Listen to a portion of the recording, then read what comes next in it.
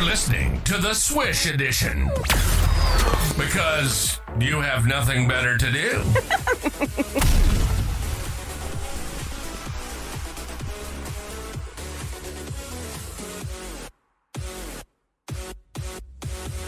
Kristin, the king of all media, Howard Stern, pulled off what I think is one of the best gags I've seen in a long time. You know, I love all things radio, and I love Howard Stern. I've loved him forever, back when he was on terrestrial radio. Anyway. Terrestrial radio. Isn't that what it's called? I don't know. Radio? Old school radio. Old school. FM dial. FM, on the FM dial. That's right. Anyway, rumors had swirled all summer that he had been fired from his gig at Sirius XM. Basically, a lot of people were saying because he was too woke, which is kind of ridiculous. He has softened over the years, but he's certainly not woke. Anyway, he had promised a big announcement on September 2nd, but then he had to postpone it a week till this past Monday, the 8th, because he got sick. He apparently thought he had COVID, went to the doctor. He just has a bad cold. Anyway, he finally came back, but he didn't come back, Kristin. He didn't come back. At the top of his show on Monday morning, Andy Cohen and his sidekick John Hill showed up in Howard's studio, and Andy made an announcement that Howard 100 was now going to be Andy 100, and he was taking over Howard's show. You guys know Andy Cohen. He is the all things Bravo guy, and he also happens to have his own Radio Andy show on Sirius XM. Anyway. Oh, I didn't know that. This went on for 16 minutes. Andy and John were talking about the fact that they were going to have Patti LuPone as their first guest, and they didn't know if Howard was ever coming back, but this was now Andy 100, and they were so excited about it. And even outlets like CNBC actually covered this as it was real news, as it was happening live on the air. They fell for it. And several websites fell for it. But then at the 16-minute mark, Howard Stern and his sidekick, Robin Quivers, entered the studio, kicked Andy and John out, and they announced that he's back. He's signed a new contract with Sirius XM, and he ain't going anywhere. So, of course he's not. Yeah. Why would he leave? Yeah. So apparently Howard had this idea to fool his audience when he came back, and he called Andy Cohen on the phone and said, "Hey, will you and John do this for me?" And so they winged it. There was no script or anything. Andy was a good sport. Is that what they say? And he somehow pulled it off. Yeah. So I thought that was fun. I listened to the show. I wasn't listening to it live. I heard the reports like everybody else and thought, oh my God, this doesn't sound right. This can't be true. And then I didn't hear anything about it, but that's not surprising because I'm not as clued in to pop culture as you are. I assume you guys have Sirius XM in your car. Who doesn't, right? We do, and I sometimes feel like it's a waste of money because I so often listen to Apple Music instead of Sirius XM. Because Apple Music has curated channels that you can create, and I don't know. It's just I every now and then go, should I be paying that subscription service? Because I really don't listen to it that often, except for when I'm on, like if I'm going back and forth to Williamsburg on a longer trip. Sometimes I'll listen to the talk parts of. And that's exactly Sirius. That's exactly what we do. We'll listen to, I love the fact that you can travel all the way across the country and listen to the same station. And it doesn't go away. Yeah. Like when you're listening to terrestrial radio. Terrestrial. Anyway, Howard Stern, as you guys might know, moved from terrestrial radio to Sirius XM in 2006 with a staggering $100 million deal. The man's got bucks coming out of his butthole, I guess. I don't know where it comes out of.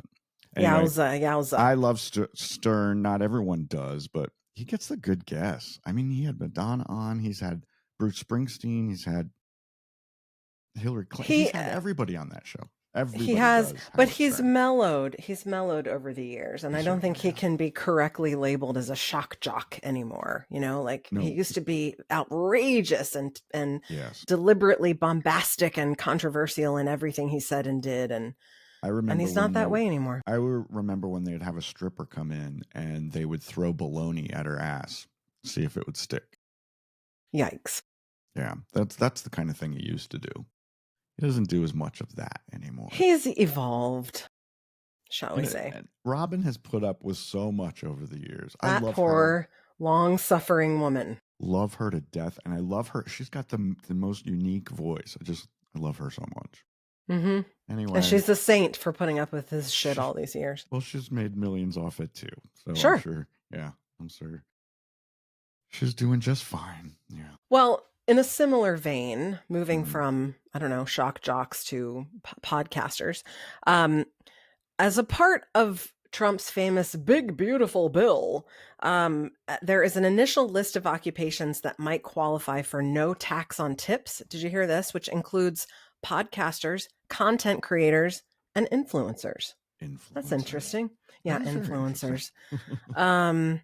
Yeah, so that includes us because we're podcasters. And I don't know, we might not be able to make Howard Stern money necessarily, but we could possibly write off 25 grand a year. Hey, I like that idea. I like Yeah. that idea. We just need to establish some way for people to get us some money.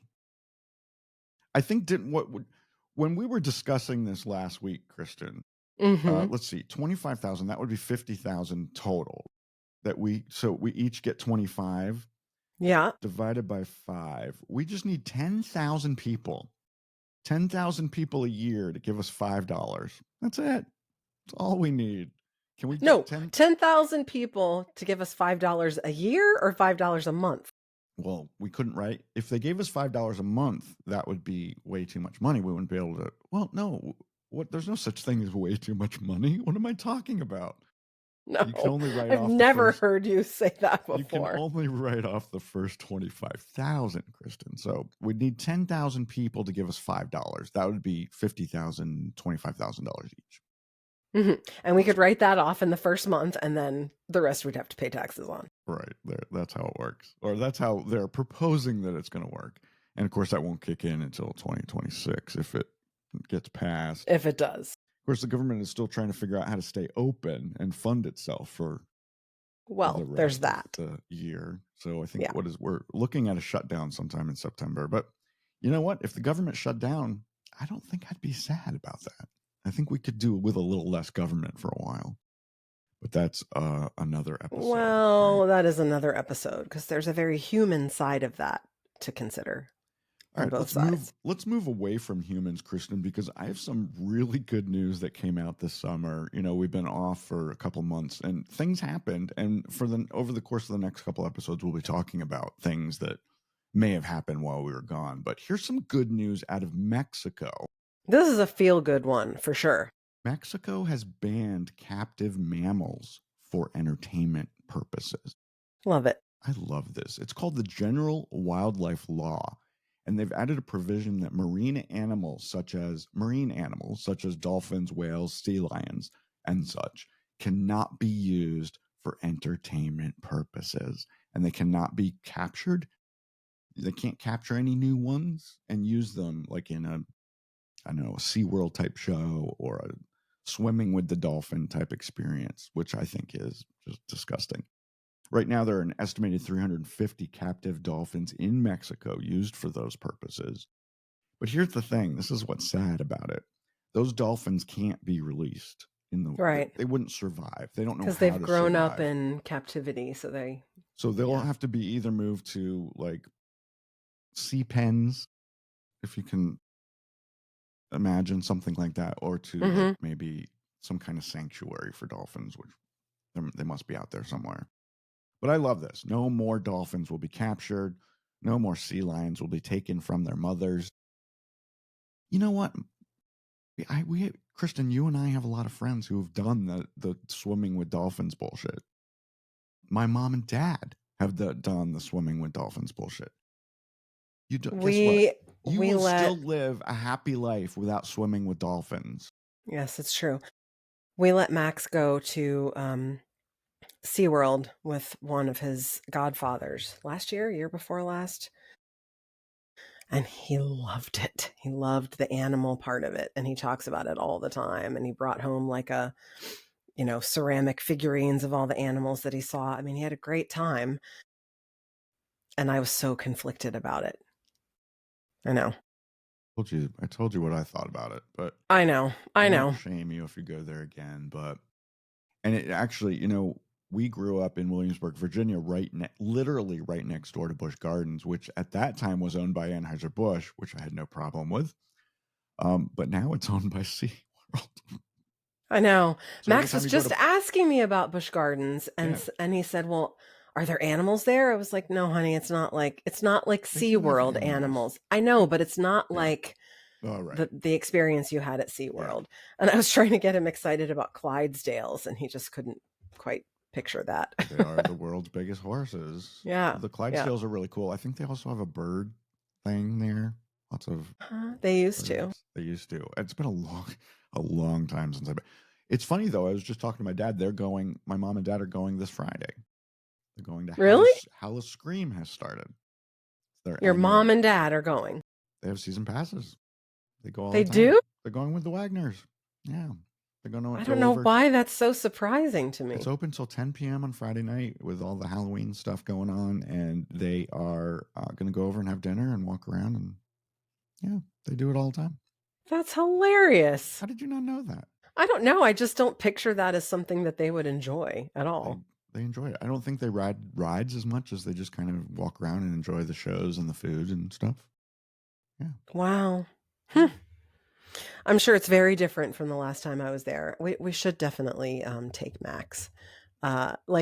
Remember there you used to be able to go take the monorail from right near where Threadneedle Fair was, and you could go over to the brewery and have a complimentary beer and all that stuff. Obviously, that's all gone. Well, they got rid of the tour. You can't even go in the Anheuser-Busch factory anymore. Yeah. Which is sad because you used to go over and have 2 free beers a day. I bet there were lots of regulars that took advantage of that. Well, they had to start banning William and Mary students from. I'm picturing them trying to disguise themselves to go for 2 and then 2 and then 2. Well, so speaking of beverages, it's that time of year again. Mhm. If you are a pumpkin spice person, which Oh. I am decidedly not. But it started years ago with Starbucks, of course, with their PSL, I their think they're pumpkin the ones spice that did latte. it, right? I think so. And now it's everything. Like disgusting things that have no business being pumpkin spice flavored or scented. Donuts. And I mean, donuts maybe is one thing. I mean, do we need pumpkin spice Cheerios? Really? Like pretzels, energy bars, Oreos, blech. That's disgusting. Candles, like room deodorizing sprays, deodorant for heaven's sakes. Not deodorant. I don't know. Is that a joke? That might be a joke. It's not a joke. It's a I real am thing. completely against. I have always my whole life been against candles that smell like something to eat. I don't like a candle that smells like a cookie. No. I don't want a candle that smells like Kentucky Fried Chicken. vanilla. No, Yeah. we've talked about that before. Yeah, And I certainly don't want that tastes like smells like sickeningly sweet pumpkin spice. Yeah. But you and I had this argument in real life. Not argument, but I think a text thread where you were like, "What's the matter with you? You don't want a PSL." And so I was like, maybe I should get one and see if I still think it's overrated. And I did, and I do, and it is overrated still. I will echo that statement exactly. So Starbucks brought the PSL out August 26th, something like that. So ridiculous. Last week sometime. And I went out and I got one. I had a cold one on ice because it was hot. Yeah. Yours was hot? I meant you got a cold one because it was hot where you were. It is. I got a hot one because it was chilly on that morning and I was feeling all the fall vibes last week. It was like 55 degrees in the morning and it was hot and it was just too much. It's too much. It was too much. But guess what? So I didn't enjoy it. And I told Dale, I said, I'm never getting this again. But guess what I got yesterday? A chocolate cold foam. Have you had a cup? Ooh. Yeah. I had a medium. I call them mediums. I don't know. They have their stupid names for things. Dale always orders a tall, which is the short one. That's a short one. Makes no effing sense. But, there you go. Well, anyway, try the chocolate cold foam. Oh, my God. I'm So super good. excited. I should maybe shut up because we can talk about this on a later episode, but I'll tease it maybe. And maybe we'll do a taste test or something. I have heard all these rumors that Starbucks is coming out with high protein drinks. I'm so Yeah. excited because my routine is almost every morning I buy a double shot of espresso, a doppio, if you will, of espresso over ice in a big venti iced cup, and I pour my protein shake in it, my protein shake flavor of choice. But now Starbucks is going to start selling, I guess, like iced protein coffee and maybe hot protein. I don't know how they're going to do the hot because whey protein curdles if it gets too hot, but I don't know. I'm so excited. They're supposed to come out at the end of this month. All right. Well, when they come out, we will do a taste test. Maybe we can each go get one before we tape the show. Yeah, That'd that's be a good fun. idea. Although since we're doing it at 7:00 my time, does Starbucks open at 6? Oh, they must. Of course they People do. go to work early, right? Yes. Yeah. Anyway, Kristin, that's the end of the show. And I'll Wow. tell you why. I'm going to tell you why Short. right now, why Short, it's only cute. a 15-minute show. Because we've decided to smell you tomorrow. The Swish Edition is now on every weekday starting today. So Much more manageable for people to just, Monday through Friday, Kristin. And we're going to try very hard to put out a new episode every Monday through Friday from now until Christmas. So how do you I like think that? this is a brilliant idea. And I personally would prefer to take in content in this way, sort of like in a tapas format, if you will. There you go. It's A more little digestible, smidge. right? Yes, You on a can daily basis. Take us with you on your commute. Maybe you only have a 15-minute commute. Maybe you don't have 45 minutes to an hour to listen to our dumbasses drone on. Maybe you only have 15 minutes. There you go. Yeah. And if you want the experience of listening to an hour and a half of us, then wait till Friday and binge us. How about that? Right. There you go. Love it. All right, we'll see you tomorrow. Tomorrow's Thursday. We'll have a new episode up. We are trying to put our episodes out at 1 p.m. Eastern, 10 a.m. Pacific, every day, Monday through Friday. We'll see how that goes. First your money, then your clothes. Speaking of clothes, I'll be wearing this tomorrow. All right, we'll see you 5 days in a row. I'll see you tomorrow, Kristin. Okay, bye. The Swish Edition is a production of Bethwick Media, LLC. Learn more about the show at swishedition.com. And don't forget to subscribe and leave a review on your favorite podcast app or site. But only if you like us.